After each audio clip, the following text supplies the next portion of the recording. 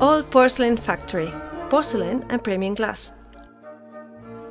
During the 18th and 19th centuries, Valdemorillo lost its splendor as a leisure center, but it maintains its role as a supplier of construction materials with the manufacture of lime, bricks and tiles and the exploitation of granite quarries.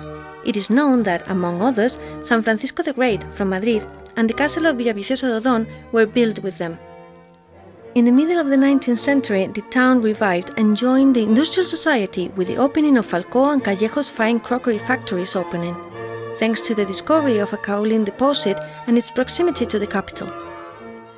Juan Falcó or Sociedad de la Aulencia factory, founded in 1845, produced pieces of fine earthenware with great quality design, obtaining national and international awards.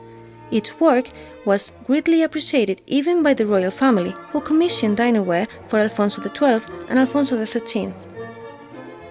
In 1912, the factory was forced to close down due to the depletion of the local kaolin mines and transport difficulties.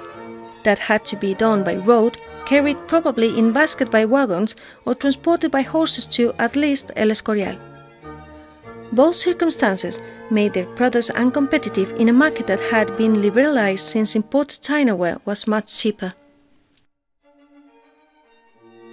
In 1915, it was bought by Juan Laporta, who increased the production with glassmaking, hard porcelain for laboratories and electrical isolation by building 2 new chimneys. During Batalla de Brunetes bombing in 1937, the factory was destroyed, but 3 kilns remained standing. The owners transferred the land to the council's management and it became the cultural center in 1999. This peculiar building that is erected around the chimneys maintains the character of the factory, so intimately linked to the history of this town.